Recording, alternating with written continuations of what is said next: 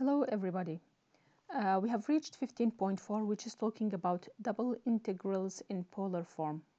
The new thing is here. What is in here is the polar form of double integration. Previously we have studied double integral in rectangular form, the regions of rectangular form, general regions, how to find area using double integration. Today we are moving to a new double integration when we are having a polar form. Polar, you have studied it in chapter 11 of Thomas calculus. How do we deal with polar coordinate? What is a polar coordinate in general? How do we change Cartesian to polar, polar to Cartesian? That's subjects you must have studied previously. For having double integrals in polar form and finding the limits of integration, we are starting with this rule. Okay, so this is double integral of f of r and theta. So the function that we have got here is r and theta in forms of polar form. For example, if you have got r, that's equal to 1 plus 2 cosine theta. This is what? This is f of r and theta. We have got a function that's in forms of the variables r and theta. And dA. What is that dA? Here dA represents r dr d theta. In Cartesian form, when we were talking about dA, dA was either dx dy or it was dy dx. It was of our choice in most of the cases which one we will be choosing, either dx dy or dy dx. But here dA is always r dr d theta with this r. Do not forget this r here. How about the limits of integration? Of course, since here we have got dr then d theta, so the first limits of the integration must be of r, and the outer integration must have the limits representing theta. Now we are moving to how to calculate, how to find the limits of integration using this region that is given to us. Okay, in general, we said we have got what? We have got double integration.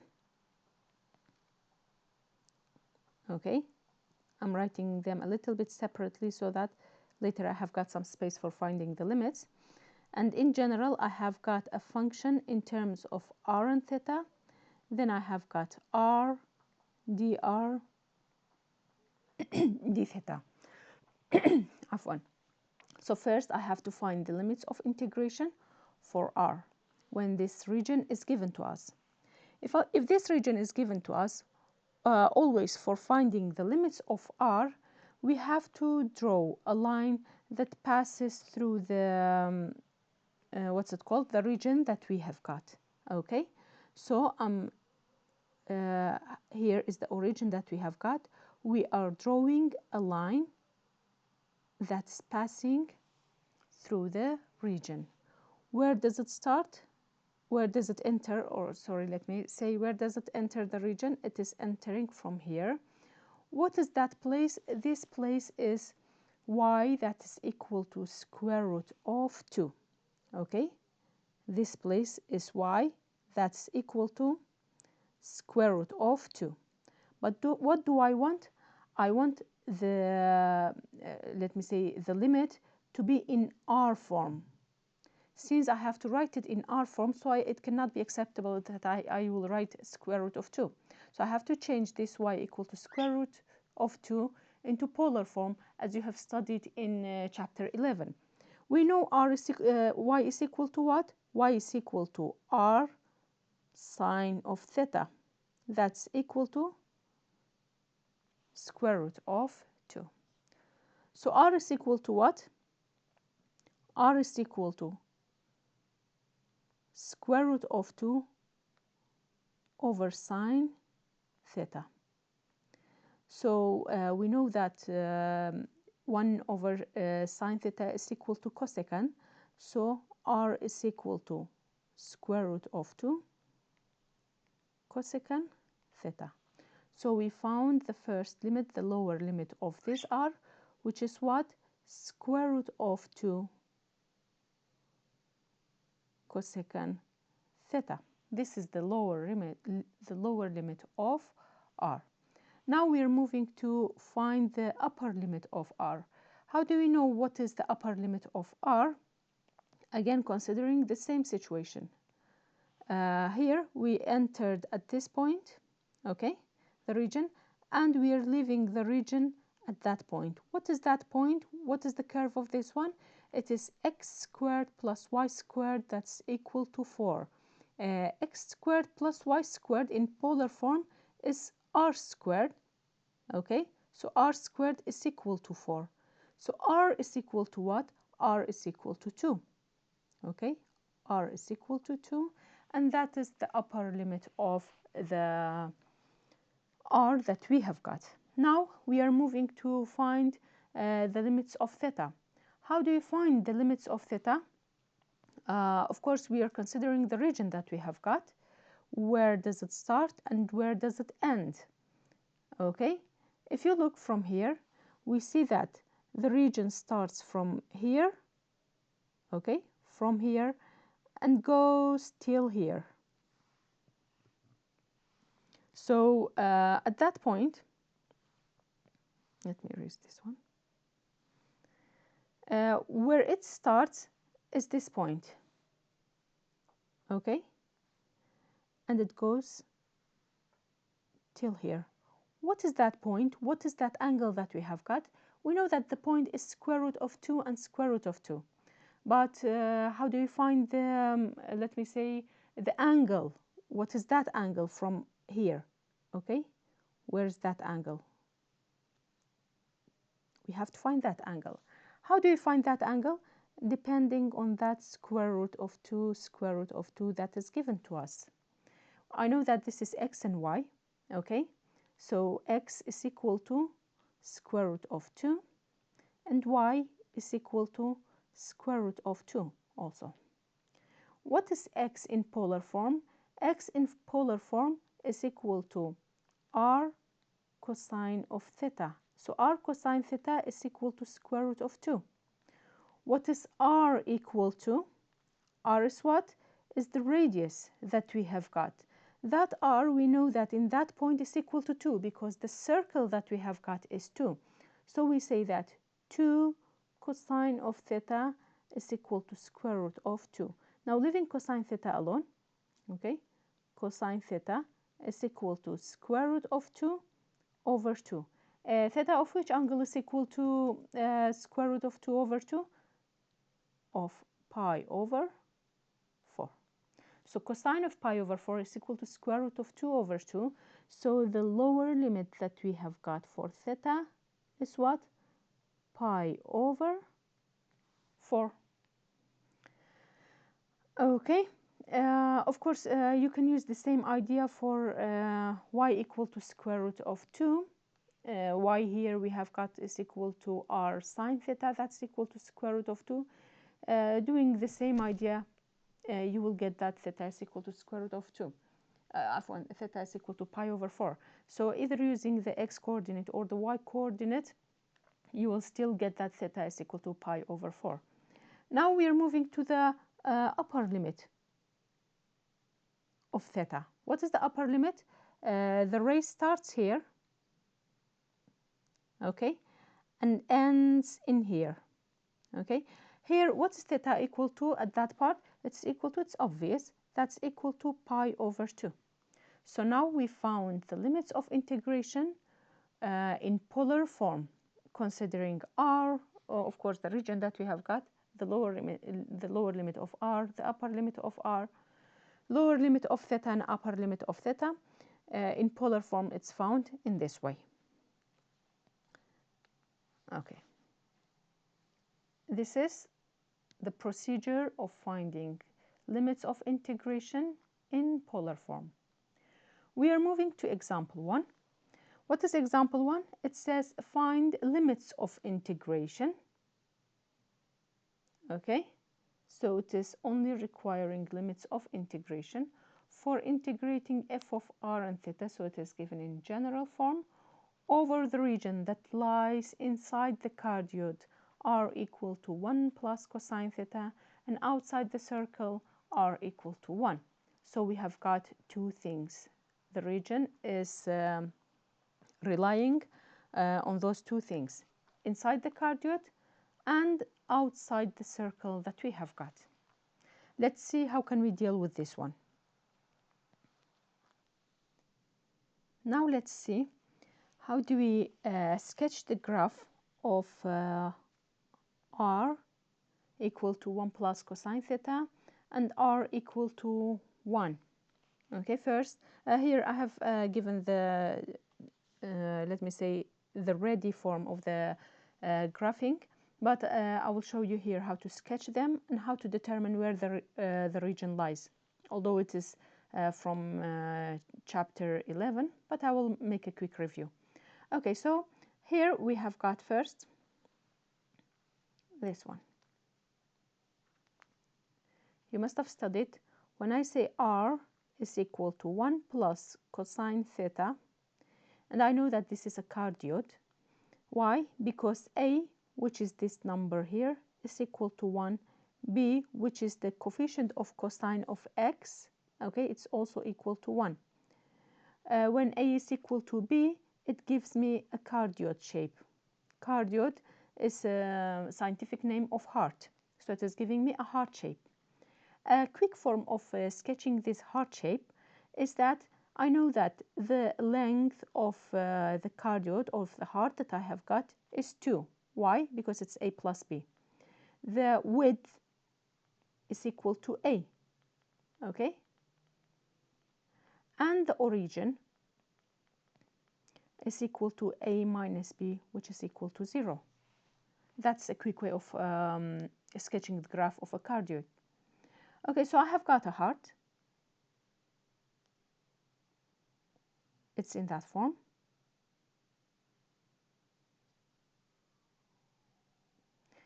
Here is 2. As I said, this is the length, a plus b, sorry, that's 2. Here it's the width. It is equal to 1. Okay, so this is r, that's equal to 1 plus cosine of theta. And the origin is equal to 0. Here I have got 0. So these are the radiuses that we have got in polar form. Okay. This is what? The graph of the cardioid. How about r that's equal to 1? This is in polar form when we have got r equal to a number. This gives me a circle of radius 1. So this is radius 1. And here I have got a circle.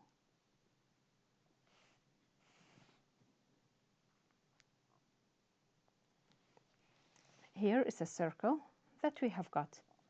Okay, this is not enough for only considering the region. Why? Because it says outside R, okay, that's outside R. Where is outside R? Outside R is this region, everywhere, okay? This is outside R. So anything that is outside this region is outside R. And also it says what? Inside R equal to 1 plus cosine theta. That means inside the heart. Inside the heart is considered this part. Okay. Now, where do those two colors intersect, inside and outside? They intersect in this part. Okay. This part. This is the intersection of outside of R equal to 1 and inside the heart that is given to us. What is required from us? To find the limits of integration. To find the limits of integration, I'm writing it on that side. Here, double integral. Okay. The function is not given to us, r and theta. We have got r, dr, d theta. How do you find the limits of r? Because first we have to find the limits of r. We know that for finding limits of r, we have to draw a line that is from the origin and passes through the region that is given to us, as it is shown in here in this picture. It's drawn like that. Okay, from the picture, the drawing that we have got, you can draw it anywhere. So I start at the origin and pass through here. It enters in that part where, what is that part? That is r equal to 1. If you see from here also, from the ready one, it enters at r equal to 1. So here r is equal to 1. And where does it live? It lives at this point, leaves the region at that point. What is that point? That is r equal to 1 plus cosine theta, as you see also here in the ready picture. It lives at r equal to 1 plus cosine of theta. Limits of r are done. We are moving to limits of integration for theta. Where does the region start and where does it end? Okay, let's see.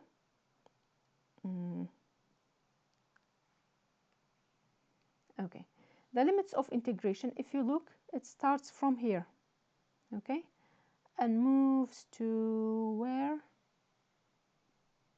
Till here. If you look, the picture that we have got, drawing that we have got, starts from here to there. Okay, from the ready picture here, what is theta equal to at that point? We know it's 270, or you can say minus 90. So theta here is equal to minus pi over 2.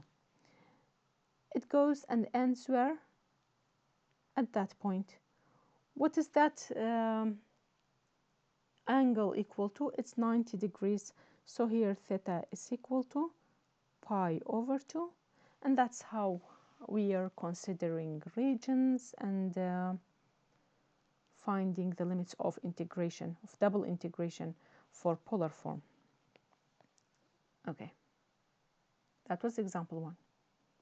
Now we are moving to area in polar form. 15.3, it was area in Cartesian, area by using double integration in Cartesian coordinate, but here we are studying the area in polar form. When we have got area in polar form, the inside of integration, we have got nothing other than r. So always when we want to find area using double integration in polar form, the inside, the integrand, let me say, is r. Then we are writing dr d theta. So this r is always here and over the region that is given to you. I will leave example 2, skip example 2. Okay, it's a simple form of finding area enclosed by this lemniscate. And moving to changing Cartesian integral to polar integral. So far what have we studied? We have studied what is area in polar form, how we find limits of integration in polar form, considering r limits and theta limits. We now studied how to find area in polar coordinates, and now I'm moving to changing Cartesian integral into polar integral. Okay, that means if an integration that is given to you is in Cartesian in xy form, how do you change it to polar form? Because in some cases we have got that the Cartesian form is not solved, it's not solvable, the integration. When changing it to polar, it gives us a very simple integration and very easy to solve. So in general, if we have got double integration of f of xy dx dy, or even if we have got dy dx, we are changing it to polar form in that way. F of r cosine theta, r sine theta, and the dx dy is changed to r dr d theta. As I told you, dx dy, dy dx is always changed to r dr d theta, not just dr d theta. Why is that? Why f of xy is changed to f of r cosine theta r sine theta? Because in polar form we have got three rules, three main things that we depend on to change from Cartesian to polar and from polar to Cartesian. The first one is that x is equal to r cosine theta. So whenever we see x, it's changed to r cosine theta. Y equal to r sine theta. And if we have got x squared plus y squared, that's equal to r squared. Okay, so these three rules are used to change from Cartesian to polar and from polar to Cartesian. We are moving to example 3, which says evaluate the double integration of e to the power of x squared plus y squared dy dx, where R is a semicircular region bounded by x-axis and the curve y equal to 1 minus x squared. You know that this is a semicircle, y equal to 1 minus x squared, with its radius equal to 1. Okay, now let's see how we can solve how we can evaluate this integration and how can we deal with it. Okay, so the example that we have got, it says evaluate e to the power of x squared plus y squared in polar form. And the region that we have got is between the x-axis and the y equal to 1 minus x squared under the square root. We know that y equal to 1 minus x squared under the square root is a semicircle with radius equal to 1. Okay, so this is y, that's equal to 1 minus x squared. Here r is equal to what? R is equal to 1 in polar form. Since it's a semicircle, a circle with radius 1, so r is equal to 1 in polar form. Now let's see how do we evaluate this integration. We have got integration of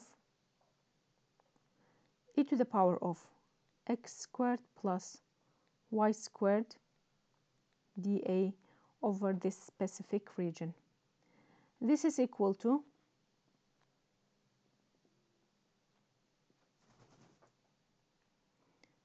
the integration will change to, I will separate them as I do in usual. Okay, e to the power of x squared plus y squared changes to e to the power of r squared. According to what? According to that we said the changing from Cartesian to polar or polar to Cartesian is happening because of x equal to r cosine theta, y equal to r sine theta, and x squared plus y squared equal to r squared. Here we have got x squared plus y squared, so it's changed to r squared. dA is changed to what in polar? It's changed to r dr d theta. If you look at the original integration, e to the power of x squared plus y squared, it's hard to solve it in Cartesian form. Why? Because we need to have at least the derivative of the power, at least having x next to e or having y next to e, so that we can calculate this integration. But as you see, when we are changing it to polar form, this derivative, the r, is already next to the r, which makes our work easier. Now we have to find the limits of integration for the integral that we have got. Starting with r, always, as we said, we are starting from the origin, drawing a straight line, passing through the region that we have got to consider the limits of r. Here, at that point, r is equal to 0. Okay, so here r is equal to 0. And the leaving is r equal to 1. It's the semicircle with radius 1, so r here is equal to 1. Okay, So it's starting from here, entering from here, and leaving from there. Now we are moving to the limits of integration for theta. Where does it start? The region that we have got, it starts from this ray. Sorry. It starts from this ray and continues to go till here. At that point, theta is equal to 1. Okay, because the ray is still flat on the x-axis and goes till this point. This angle is 180, which is pi. Okay, so theta runs from 0 to pi. Now we have got the limits of integration. We are solving it for now. So what do we have? First, we are of course solving it in polar form. We are solving it with respect to r. We need to have the derivative of the power next to it. We have got r, so 2 is missing. So this integration changes to theta, that's from 0 to pi. The inner integration becomes 1 over 2 e to the power of r squared, which runs from 0 to 1 d theta. Solving this integral, substituting 1 and 0 in that integral, this is from 0 to pi, gives me 1 over 2 e minus 1, because when I put 0 instead of r, it gives me e to the power of 0. E to the power of 0 is 1 here. Okay, and that is d theta. Solving this one with respect to theta, this is all considered as a constant, and the result will be pi over 2. Of course, when you're solving this one with respect to theta, then you input 0 and theta into the equation that we get, and it becomes e minus 1. Okay, and this is the result of the integration that was given in Cartesian form, and we converted it to polar form, which was solvable very easily, and we got a simple result from it. Okay, moving to example 4. Example 4, it states that evaluate the integral, which is from 0 to 1 minus x squared plus y squared dy and dx. So the limits of integration for dx are 0 and 1 minus x squared, and for dx, x is equal to 0 and 1. Let's see how can we evaluate this integral. Here, as a simple explanation, it says if we integrate directly in Cartesian form, we get that form of integration, which is a difficult integration to be evaluated. So let's see if we change it, if we convert it to polar form, how would it be and how will it change to an easy integration?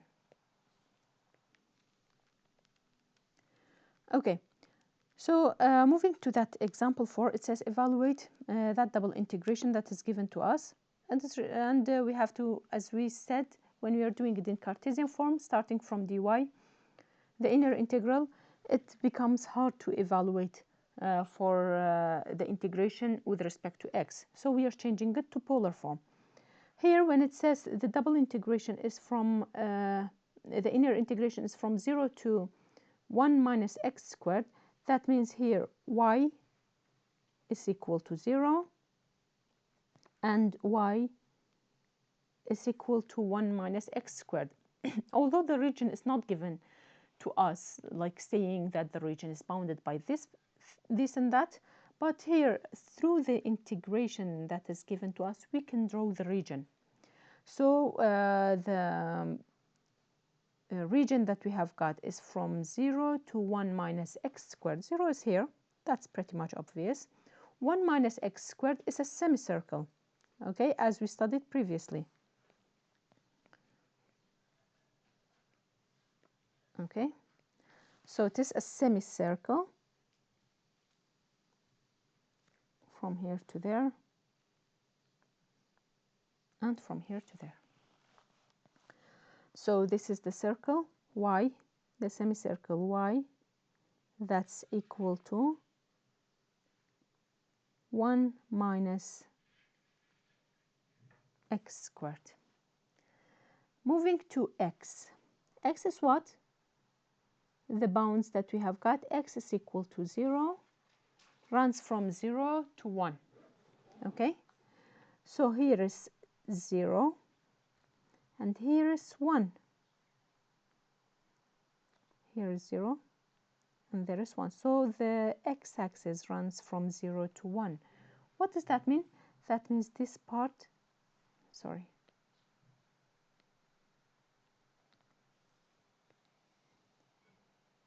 That means since the x runs from 0 to 1, so we do not need this part of the semicircle. I'm erasing it, okay?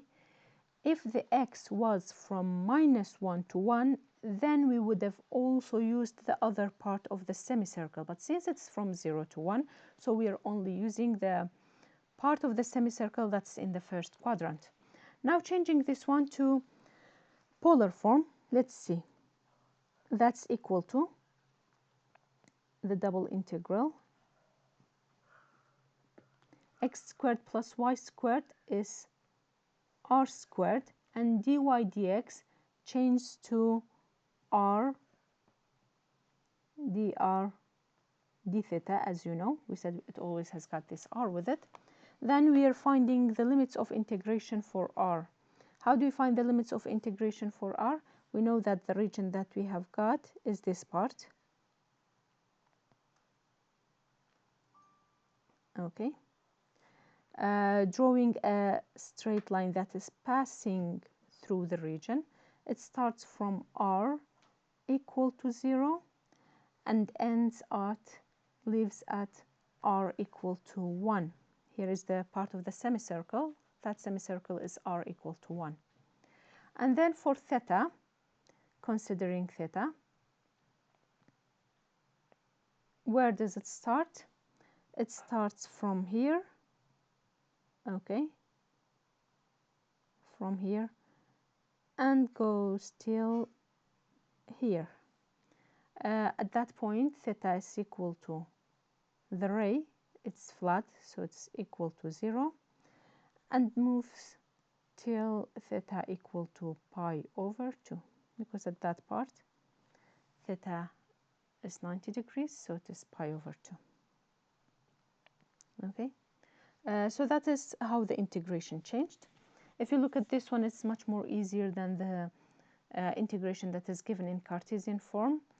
Continuing to solve this integration, we know that r squared multiplied to r is r to the power of 3, and the inner integration is with respect to r. So here I have got theta from 0 to pi over 2. Okay, r to the power of 3 becomes r to the power of 4 over 4. And the bounds run from 0 to 1, and that is d theta. Putting 1 into that equation, that integral, so I get 0 to pi over 4. Putting 1 into here, it gives me 1 over 4. Putting 0 in, it gives me 0, so it becomes 1 over 4 d theta. 1 over 4 d theta, with respect to theta, it becomes 1 over 4 theta. Okay, and the integration runs from 0 to, the bounds run from 0 to pi over 2.